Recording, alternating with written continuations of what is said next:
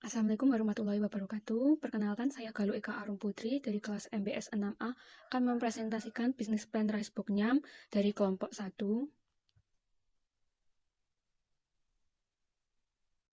Yang pertama, saya akan menyampaikan mengenai anggota tim untuk Ricebook Nyam. Yang pertama ada Alvin Antika, Karisma Destrianis, Elenina Sari, dan saya sendiri Galuh Eka Arum Putri. Yang pertama yaitu pendahuluan, sejarah dan deskripsi usaha. Zaman sekarang generasi muda membutuhkan suatu hal yang simpel, maka kami sebagai perancang bisnis mulai memikirkan suatu produk bisnis yang menjadi sasaran bagi konsumen muda untuk mencobanya.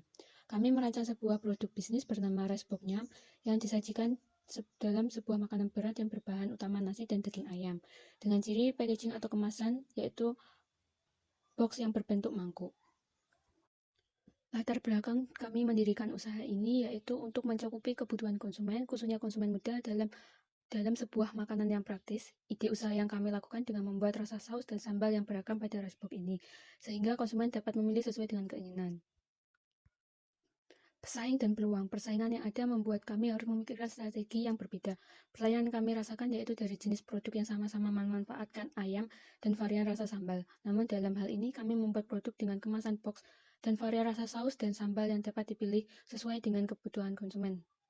Ricebook merupakan salah satu makanan yang digemari oleh konsumen muda karena cita rasanya khas yang pedas dengan perpaduan rasa sambal dan daging ayam. Peluang produk bisnis kami membidik mahasiswa-mahasiswa kampus karena produk ini sesuai dengan kebutuhan atau keinginan anak muda di zaman sekarang yang menghendaki makanan yang enak dan praktis. Analisis industri dan pesaing Ricebook Nyam. Visi dan misi dari Ricebook Nyam yaitu visi menjadi usaha makanan yang dikenal oleh masyarakat dengan cita positif sebagai hidangan yang nikmat dan praktis. Misinya yaitu menyajikan kuliner Ricebook dengan menu yang variatif, memberikan kepuasan terhadap konsumen dengan Ricebook yang berkualitas, melakukan pemasaran secara menyeluruh ke semua kalangan. Gambaran analisis masa depan usaha dan produk. Kondisi pasar yang semakin berkembang pesat membuat daya konsumsi masyarakat juga mengalami peningkatan.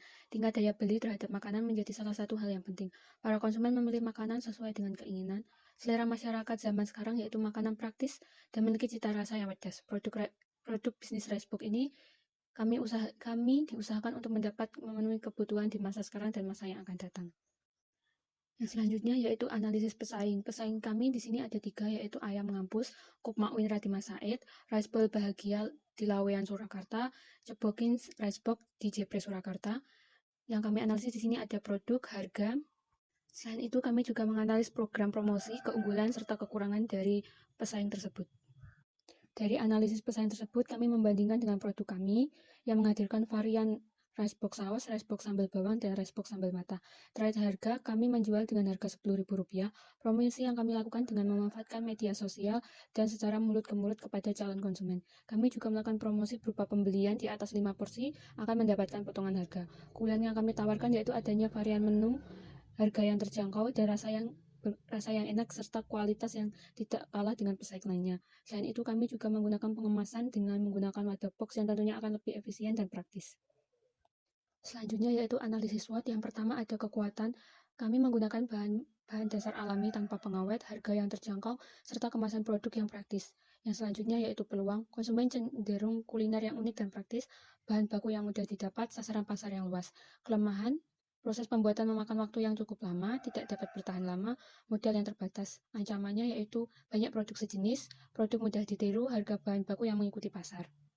Selanjutnya yaitu rencana pemasaran Ricebook Nyam. Gambaran umum pasar. Segmentasi pasar terdiri dari 3, yaitu secara demografis.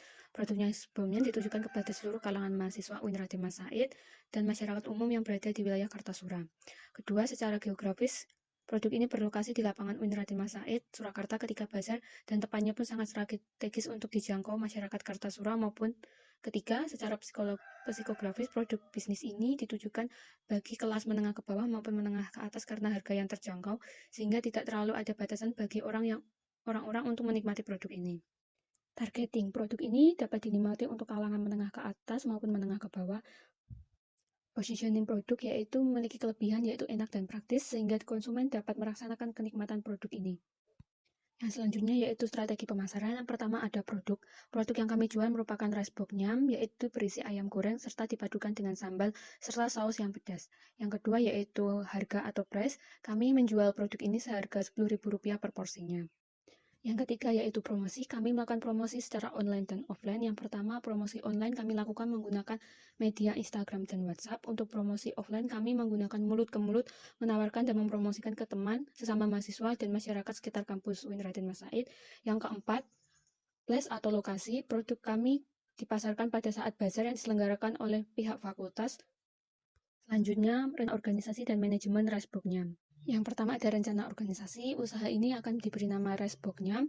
Pemilik usaha ini merupakan usaha bersama milik 4 orang anggota. Untuk struktur organisasi, yang pertama ada Karisma Destriani sebagai penanggung jawab.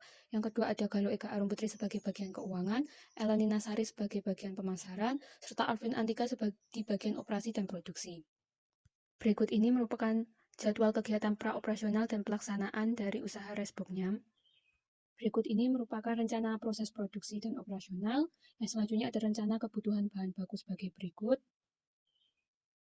Berikut ini peralatan dan sarana prasarana yang dibutuhkan. Untuk tenaga kerja, semua anggota kelompok ikut berperan dalam terlaksananya persiapan bazar dan saat hari H bazar.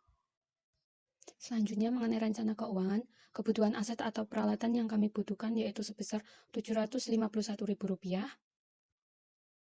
Selanjutnya kebutuhan biaya produksi perharinya dengan total 25 box yang totalnya yaitu Rp192.000.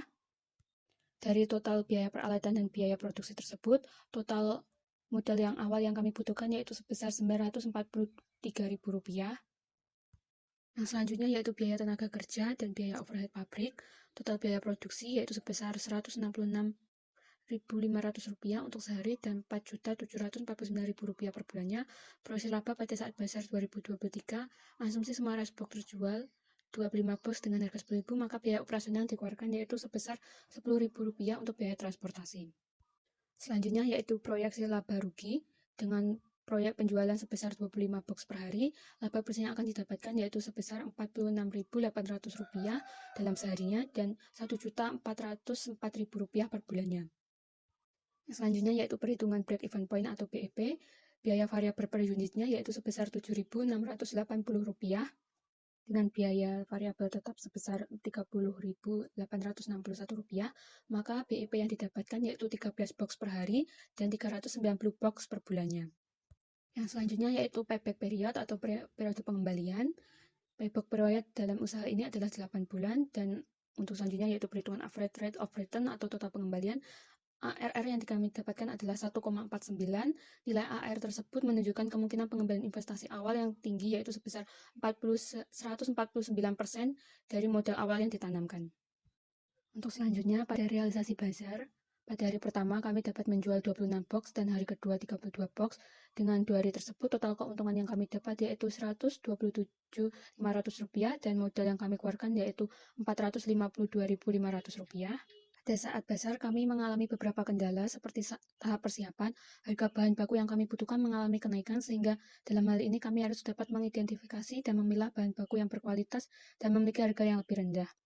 Untuk penyelesaiannya, kami mencari penjual atau pedagang dari bahan baku yang kami butuhkan dengan harga yang lebih rendah untuk pembuatan produk kami menyiapkan dari pukul 4 pagi agar dapat selesaikan dengan baik dan kami juga memastikan bahan baku yang kami gunakan fresh. Pada saat bazar, kami juga mengalami kendala, yaitu posisi awal stand kami yang tidak begitu strategis bagi konsumen yang akan membeli. Lalu kami menyelesaikan dengan melakukan koordinasi kepada panitia untuk melakukan pemindahan tempat stand agar kami dapat menarik konsumen lebih baik lagi. Sekian presentasi dari saya. Apabila ada salah kata, mohon maaf yang sebesar-besarnya. Wassalamualaikum warahmatullahi wabarakatuh.